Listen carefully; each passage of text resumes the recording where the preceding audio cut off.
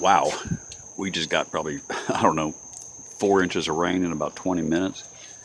Wow. Anyway, let me show you. Let's get back to talking about mobile and immobile nutrients. This is a Cattleya, and this is actually the one I dunked it a little while ago in another video, talking about fusarium.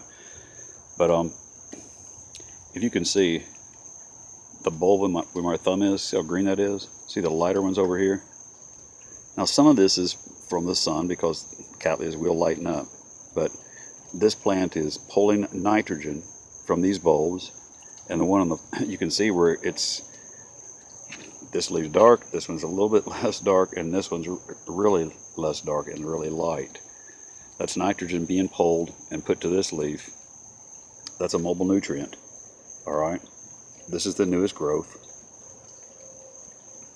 All right, this plant is has a little bit of history, and again, when you're diagnosing, you have to know the history. This plant had absolutely almost zero roots a couple of months ago and was put on here, and all this has grown in just the last couple of months, so it's making great progress. It was a lot paler than this, so it is taking nutrients in. I doubt that sheath will ever become anything, but I don't know, it's still growing, and it appears to have something in there. We shall see. But this is another example of, and I think because of the necrosis or neurotic tips I'm seeing there, I'm probably going to say there's probably a little bit of lack of calcium as well. A little bit of interveinal chlorosis, little tiny bit of it, little tiny bit of shading, but it's not real even. So I'm thinking that's more from the nitrogen, loss of nitrogen, and possibly some calcium. So this plant's going to get some extra, and it has been getting extra. I think that's why the growth has gotten as big as it is and has filled out as much as it is. And this was super dehydrated.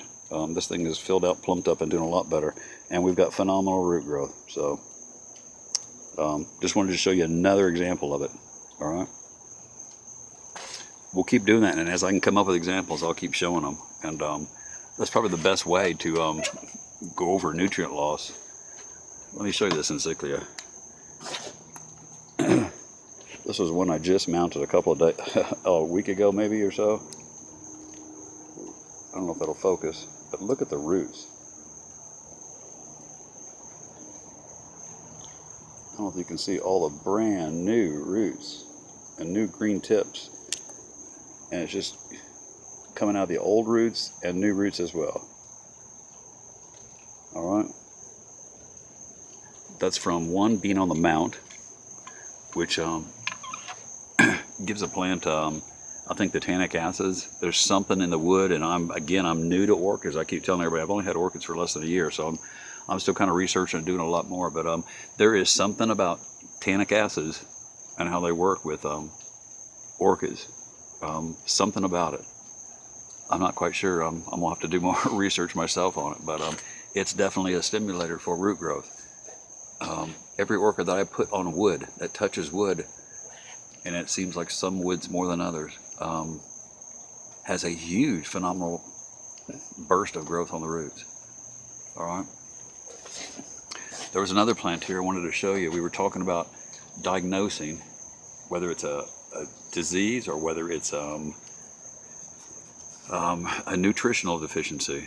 A disease will show asymmetrical signs. This right here, this little bacterial infection I've got on the bottom of the sleeve, this plant actually, and this cause is, I can't remember what they call it off the top of my head. I can't remember, I forgot. But when a plant takes up so much water, and these have had so much moisture, it will actually split tissue sometimes, or force break cell structure with excess moisture, and that can cause bacteria rot and stuff to set in. And that's what happened right here.